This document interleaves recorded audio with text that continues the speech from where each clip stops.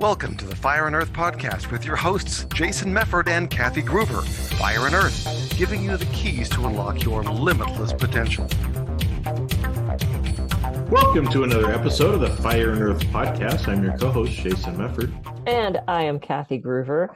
And we are going with another one of those prompts today. And this is an interesting one. And once again, we don't exactly know where this is going to go, but I'm kind of excited about it because my brain is like, It's like, okay. So it should be an interesting one. All right. What do I love about the person I am becoming? And being that I just came home from a week-long retreat, and I think my entire life has been about self-work and self-discovery and self-actualization. And I can tell you the person that I am, we're constantly changing, right? We're a different person than we were 5 minutes ago, really. The person that I am becoming, what I love about that for me personally is the courage that I'm showing in allowing those changes to happen. The curiosity that I'm asking questions about who I am and what do I want. And that there's a deepening to me of, I'm still the same essential person, but I'm deepening into those qualities and those traits and those things that I love about myself. So that was my answer that I hadn't planned, and it just sort of came out. So yeah. Interesting. Well, and obviously we have to dig in a little bit deeper on both of these, or else it's going to be like a 3-minute episode. Yeah. Right? And thanks for coming. Yeah. We'll see you later. Bye-bye. Yeah. Well, and for me, it's kind of interesting. I mean, because we're both obviously have always been personal development kind of people, right? Yeah. I mean, I started reading Stephen Covey's stuff and had a Franklin planner and all this kind of stuff when I was 12 or 13 years old. I mean, I've always been like on this, right? Always trying to do things to improve my life and become a better person, grow, learn, all that kind of stuff. So I've really kind of had that my whole life. But it's interesting, what I love about the person I'm becoming. I think probably one thing that I really love about the last few years, especially, is some of the letting go. Oh. And what I mean here is a lot of times, and I know I've been this way on myself, is I'm not like a stereotypical type A person, but I am. I like to get shit done. Give me a project line, some to-dos and everything, and I get satisfaction in like pushing and getting the stuff done. Yeah. And just part of my development, especially the last couple of years, has been the not doing stuff, right? And so kind of from a shamanic kind of a tradition, they talk about doing and not doing.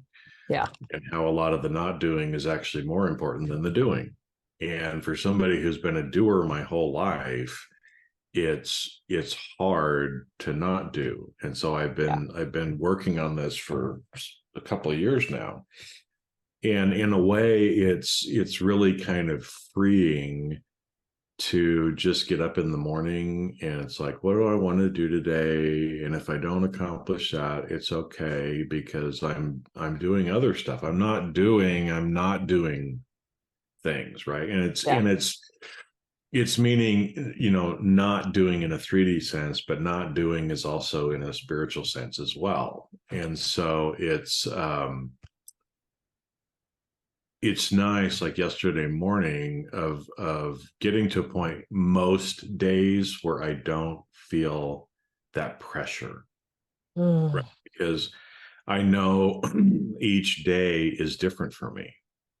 Right. And so I can't, I can only work a few hours a day now because I just can't do any more than that. That's just the way my energy flows, and with other stuff that I'm doing. And so like yesterday morning, I was just sitting out on my porch, watching the birds and just enjoying that. Yesterday, for some reason, a lot of birds came to my house. And we're hanging out, and I was just enjoying being with them. Yeah. And for a while, right? And not feeling that pressure like, oh, I've got to get all these things done. I have a big to-do list. I mean, don't get me wrong, I have businesses to run and Yep. things to do, but I don't have that monkey chatter in my head Yeah.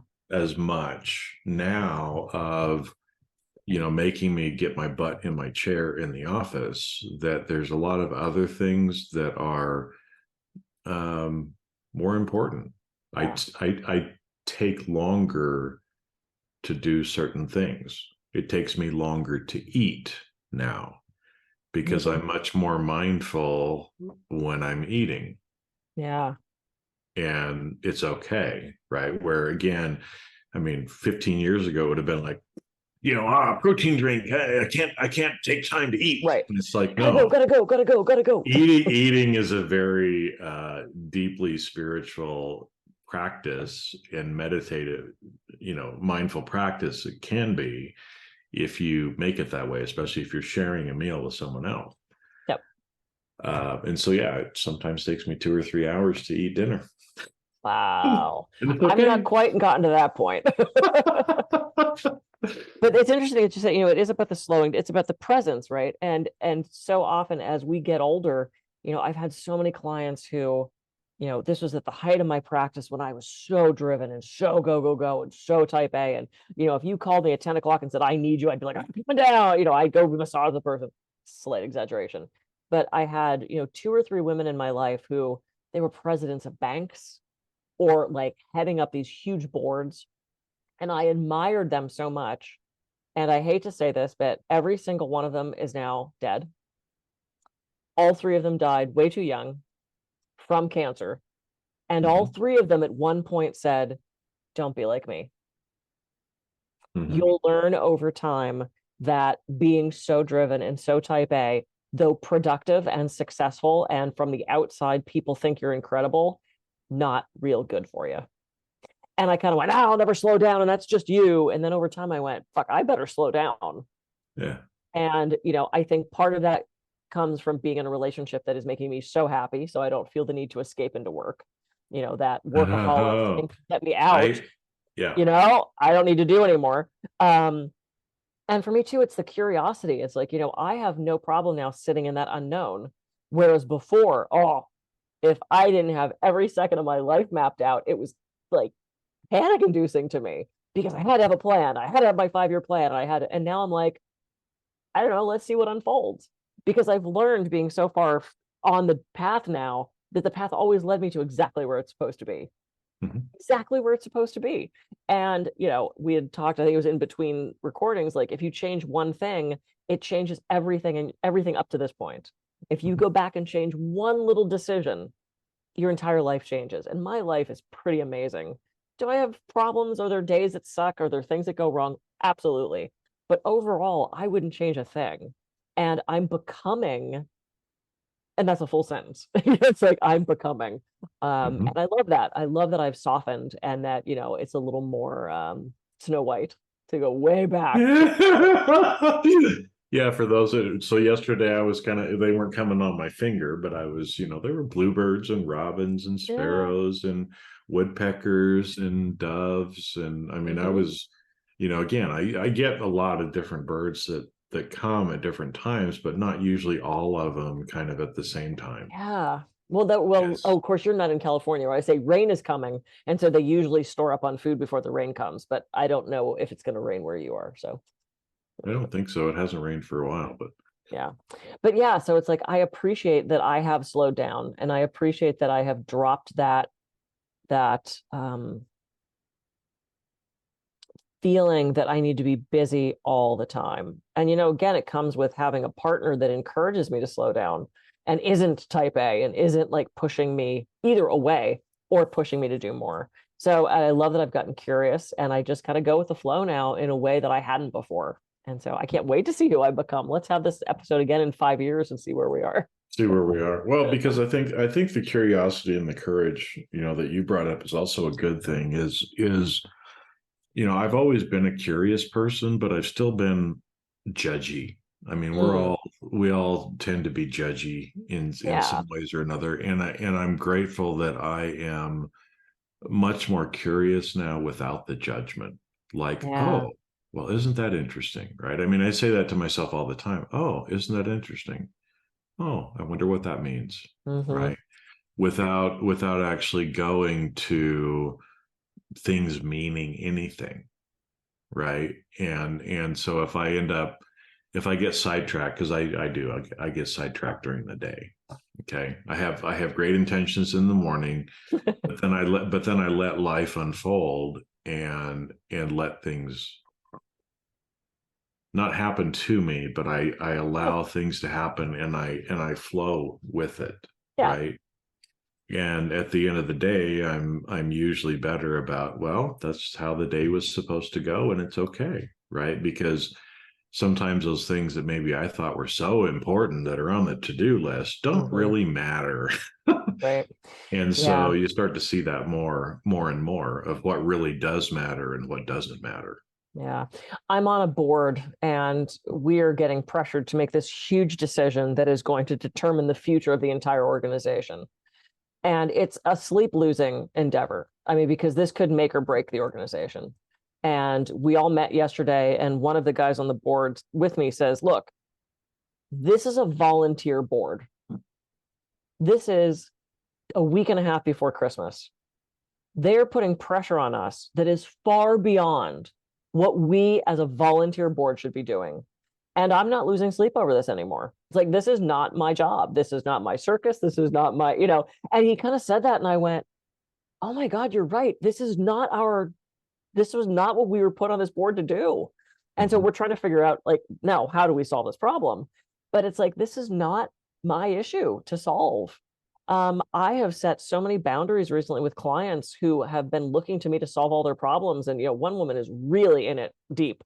She's got some serious problems. And I texted her one day and I said, I am so sorry. This is now out of my scope. And you really need to go talk to a psychologist or a psychiatrist. And I wish you well. And I hope this works out. And I've got to let you go. I'm so sorry. And whereas a Well, couple of years ago, I wouldn't have done that, right? It's like, I gotta help her, I gotta fix her. And it's like, it's not my thing. That's not, bye. I wish you best. I wish you love and peace and well, go. that kind of comes back to some of the courage stuff too, right? I mean, Right. you have more courage now to be able to set those boundaries and say those things now, where Yeah. before 10 years ago you probably didn't. And so I see myself too in kind of coming into more of my own power and Mm, courage and um being able to, I mean, I've always kind of said things that were sometimes out there in left field, right? I'm out there with you. Yeah, but I would then kind of care what people thought about me, or I Mm, would tone it down. And I, again, I'm not all there yet, but I'm getting better at not being offended, not caring what other people think or say, because it doesn't really matter to me. That's right. their issue, not mine. 100%. And like you said, even on that board, it's the people running the organization whose job it really is. As the board, you're supposed to stamp it and, yes, make the decision one way or another and hold management accountable. But they're putting all that pressure on you because it's their responsibility. But again, a week and a half before Christmas, it's like, can Demanding these things. And we're like, we're a this is volunteer board. I know, can this decision really not wait until the first quarter? Do you know when we have? 5 years. Well, you got plenty of time. Yes, we do. You got They plenty don't of time. they don't think so, but that's okay. That's a whole Failure to plan on your part does not create an emergency on mine. I know. I've used So, that so many times. yeah. So yeah, so I love who you're becoming and I love who I'm becoming. And it's been so fun over the last 5 years to watch us grow, right? Because we've known each other over 5 years now. And it's been so I know. interesting to watch our lives unfold. And um, I'm just so proud of who you are and I just love you.